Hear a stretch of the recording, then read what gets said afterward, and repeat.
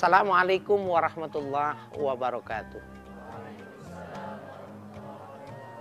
Bismillah walhamdulillah wassalatu wassalamu ala rasulillah wa alihi wa sahbihi wa mawala la haula wa la quwata illa billah amma ba'du.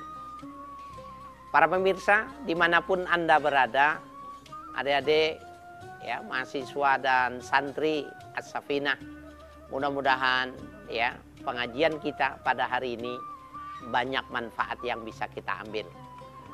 Terlebih lagi pembahasan kita pada sekarang ini yang kita akan bicarakan, berbicara tentang kekuatan budaya.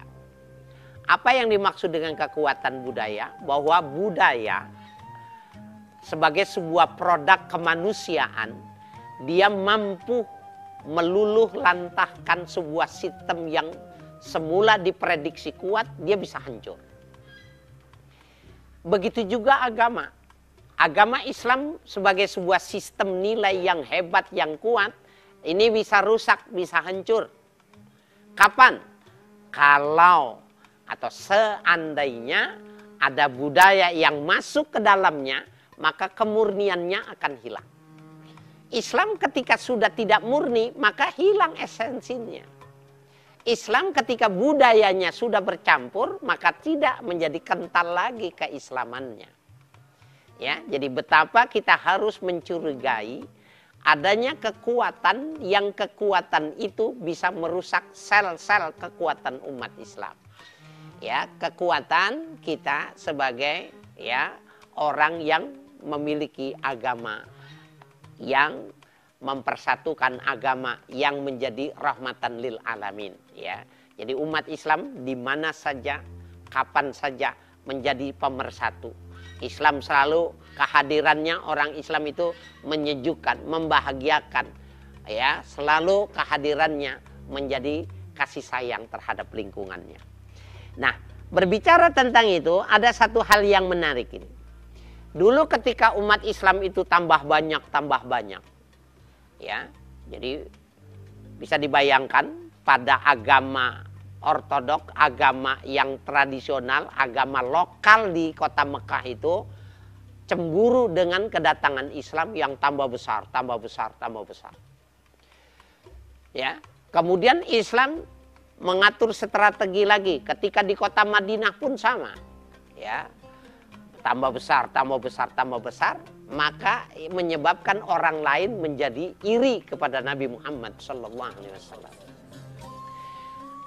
Maka dibuatlah sebuah strategi agar supaya Nabi Muhammad dengan agamanya ini runtuh. Dibuatlah satu upaya agar supaya umat Islam ini tidak bisa berkembang. Bagaimana caranya? Maka orang dikumpulkan dari kalangan Islam, di kalangan ahlul kitab, di kalangan kaum musyrikin dikumpulkan pada satu tempat.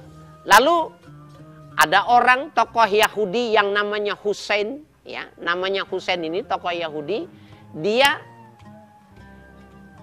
berupaya sedemikian rupa melakukan sebuah agitasi, ya, sebuah perencanaan supaya Nabi Muhammad itu ditinggalkan oleh pengikutnya.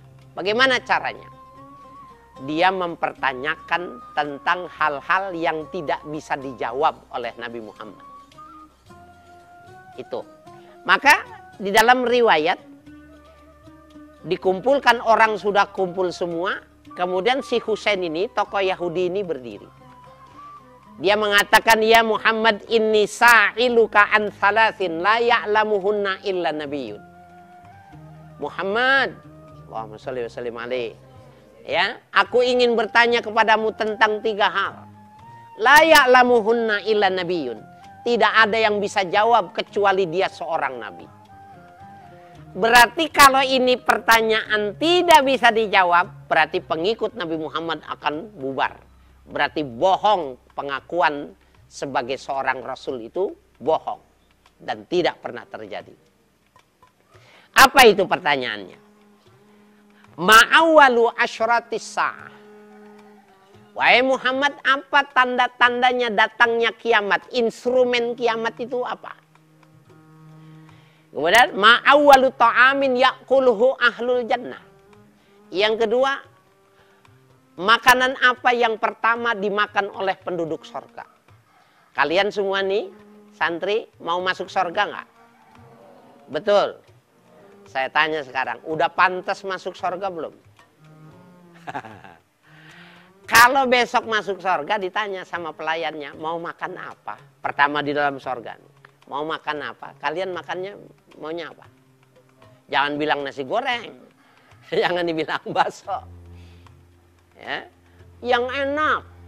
Yang super enak. Jangan yang murah. Bakso mah cuma 15.000. Ya. Di sana nggak ada yang giling.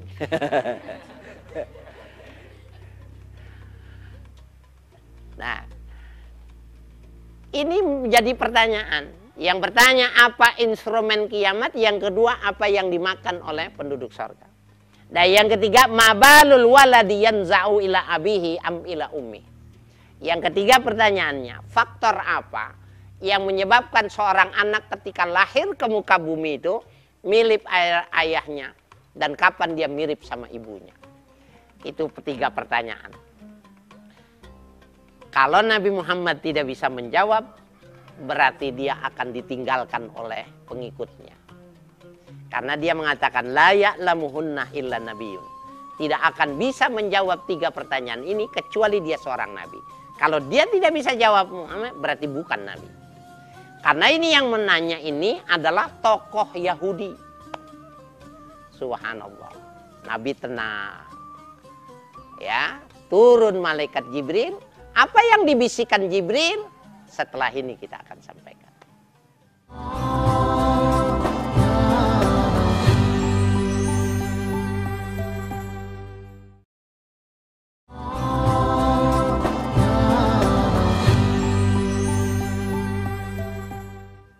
Pemirsa dimanapun Anda berada, adik-adik, ya, para santri dan santriwan yang kami cintai.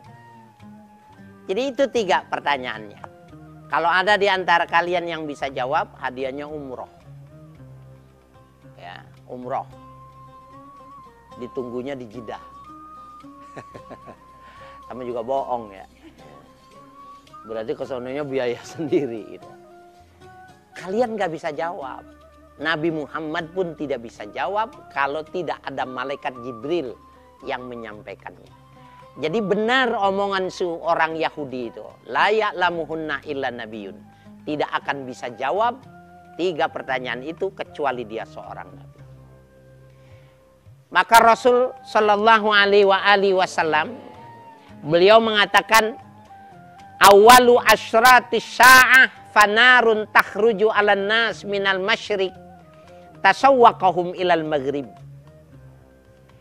Instrumennya kiamat itu, ya, instrumennya datangnya hari kiamat itu, ada api di lingkungan manusia, dan api itu membesar, menggiring manusia dari timur ke barat. Dari timur ke barat. Orang Indonesia timurnya mana? Merauke. Merauke itu ujung, ya, Indonesia, perbatasan dengan Papua Nugini. Mana yang Merauke tadi? Nah, satu lagi mana? Nah, ini dari Merauke, ujungnya. 0 kilometer itu Indonesia. Saya ke sana kaget. Jam 2 dibangunin. Ngapain? Mau sholat subuh. Katanya. Waduh, kita biasa jam 4 di sana. Karena 2 jam lebih dulu. Ya. Pagi jam 2 udah dioprak-oprak mau sholat subuh. Kalau di sini jam 2 lagi enak tidur. Nah, ini ketika di timur kita lihat ada api tidak? Yang tambah besar menggiring manusia, ada tidak? Nggak ada. Berarti kiamat kalau dalam kajian yang semacam ini masih jauh kiamat itu terjadi. Tetapi ulama-ulama mengatakan ini api di sini maknanya bukan api. Api di sini maknanya as-sagab. Api di sini maknanya budaya. Jadi kalau ada budaya yang menggiring manusia dari timur ke barat, maka akan terjadi kiamat, akan terjadi musibah besar. Dan ini isyaratnya jelas. Orang timur itu isyarat sebagai kelompoknya orang Islam. Orang barat itu adalah kelompok di luar Islam. Artinya kalau orang Islam yang di timur, gayanya, budayanya, modelnya, kerangka berpikirnya, karakternya udah seperti orang barat, udah seperti orang yang non-muslim, maka Islam cuma nama. Bisa terjadi tidak? Bisa kalau seandainya kita tidak diwanti-wanti ini sama Nabi ini. Ya, jadi fanar 'alan nas tasyawwaqahum minal masyriqi ilal maghrib. Api membesar, menggiring manusia dari timur ke barat. Orang Islam, tapi model pakaiannya sudah ke barat-baratan. Sudah tidak tutup aurat. Orang Islam, pemikirannya sudah tidak Islami. Pemikirannya sudah sekuler. Orang Islam, tapi perilakunya sudah westernisasi ke barat-baratan. Kata Nabi, ini bakalan hancur.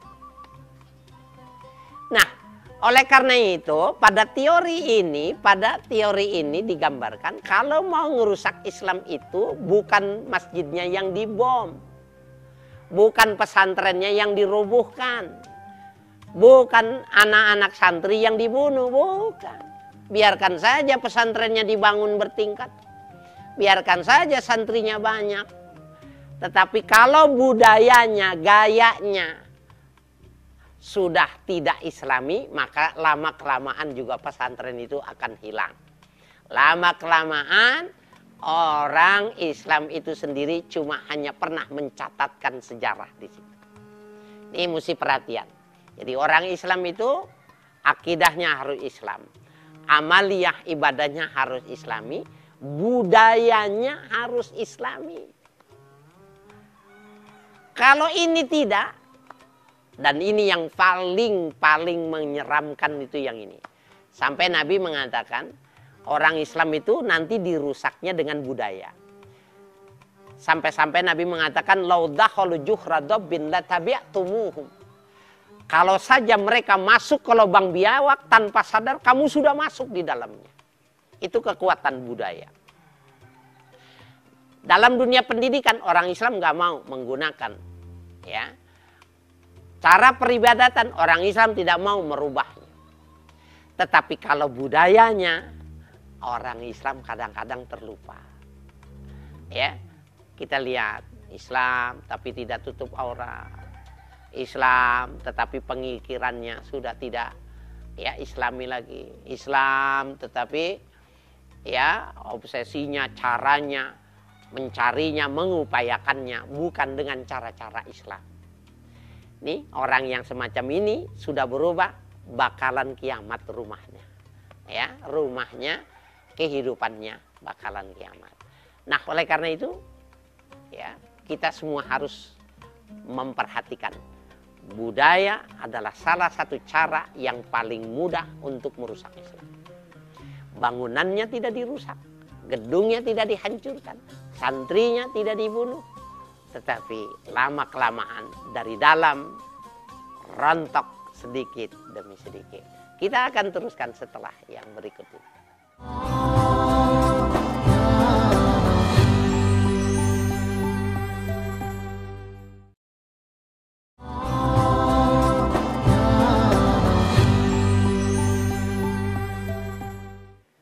Para pemirsa dimanapun Anda berada, adik-adik, ya, santriwan, santriwati yang mudah-mudahan mendapatkan pencerahan dengan materi kita pada kesempatan sini. Amin.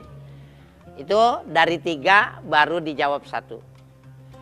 Yang kedua apa tadi? Pertanyaannya, makanan apa yang dimakan oleh penduduk sorga? Kira-kira kamu bisa duga nggak kalau orang masuk sorga makanan yang pertama dimakan apa? Ada yang suka kepiting?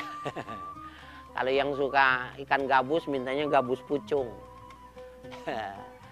Kalau yang suka gerame, geramenya pecak. Ya, macam-macam tuh. Ada yang minta gado-gado. Tapi dikasih tahu, ya, oleh Nabi kita Muhammad Sallallahu Alaihi Wasallam, awalu ta'amin ya'kuluhu ahlul jannah faziyadatu kabidi hut. Makanan yang pertama yang dimakan oleh penduduk sorga itu makanan yang super lezat, melebihi hatinya ikan paus. Pernah makan ikan paus nggak? Belum. Ikan teri? Nah, sama apa bedanya? Ikan teri makan hatinya. Gimana bukanya? Ikan paus hatinya itu mahal. Hatinya itu super enak. Ya, kalau ada orang yang mengeksplor atau mengeksploitasi, ya, diambil hatinya, itu makanan yang super enak, bagus, nikmat. Nah, Nabi mengatakan kalau itu enak, ada yang lebih enak. Makanan apa saja di dalam sorga jauh lebih enak dari itu. Minta bakso, baksonya enak. Makan keredok, keredoknya enak. Ya, ada orang Sunda juga rupanya di sorga itu. Ya, ada Mang Min yang biasa bikin bakso juga masuk sorga, jadi bikin bakso juga dia. Ya, dari Kabi di Hud. Ya. Kemudian yang ketiga apa tadi? Faktor apa seorang anak ya ketika lahir itu mirip ibunya atau mirip bapaknya? Maka Nabi mengatakan, wa amal waladu idza sabaqa ma'ur rajuli ma'al mar'ati naza'al waladu ila abi. Bila dalam hubungan suami istri, seorang suami ya lebih dahulu dan lebih dominan terhadap istrinya, maka anak yang dilahirkan pasti mirip sama bapaknya. Wa idza sabaqa ma'ul mar'ati ma'ar rajuli naza'al waladu ila ummi. Tetapi bila sebaliknya, seorang ibu yang lebih dominan dan dia lebih dahulu, ya, maka anak yang dilahirkan pasti mirip sama ibunya. Ini sama dengan kajian kita beberapa waktu yang lalu tentang rekayasa genetika, bahwa di dalam Islam itu sangat memungkinkan. Ya, bisa dilakukan upaya sedemikian rupa kita pengen ya anak kita itu seperti siapa. Ya, dulu kita ya pada episode yang lalu kita sudah membicarakan ya, kalau perkawinan bapaknya jelek ibunya cakep, atau sebaliknya ibunya jelek bapaknya cakep, kalau pengen seperti siapa, pinternya seperti siapa, atur saja sedemikian rupa siapa yang mendominasi, maka itu akan terjadi. Berarti rekayasa itu ada, bukan cuma pada dunia hewan, bukan pada sebuah nabati, tetapi pada kehidupan manusia pun itu bisa dilakukan. Ya, ini menjadi menarik nih. Nanti kalau di antara kalian hafal 30 juz, ya, amin, ya. Kemudian kalian kuliah. Itu kuliah di universitas negeri itu ada 8 universitas negeri mempersilahkan, kalau nggak salah mungkin udah tambah lagi, mempersilahkan kalian untuk memilih semua fakultas. Nuklir, MIPA, kedokteran, ekonomi, semua gratis. Bagi yang 30 juz hafal Quran. Ambil kedokteran. Teliti. Kemudian setelah mampu menjadi seorang dokter, teliti ini. Bagaimana membuat sebuah rekayasa supaya anaknya cakep. Bagaimana merekayasa supaya anak itu cerdas dan soleh. Ya, jadi kajian kita dengan kajian yang lalu itu dikombin, ya, dihimpun, maka temukan bagaimana kajian yang Qur'ani, kajian yang hadisi dalam perspektif ilmu kedokteran. Nah, kalau kalian jadi dokter akan bisa dicari, akan bisa ditemukan formulanya untuk melakukan rekayasa itu. Kenapa tidak? Dan saya doakan mudah-mudahan kalian ada banyak yang menjadi dokter. Amin. Ada yang jadi ahli nuklir. Ada yang ahli ekonom. Ya, ada yang ahli sejarah dan lain sebagainya. Dan jangan lupa tetap ada yang buka pesantren. Ini yang di Papua, yang di Merauke, kayak mana, bikin pesantren. Sebar agama Islam di sana. Tapi kalian sendiri sudah menjadi orang yang kaya. Amin. Amin ya Rabbal Alamin. Mudah-mudahan ya kajian kita pada sore hari ini, ya kajian kita pada kesempatan ini ya, membawa manfaat buat kita bersama.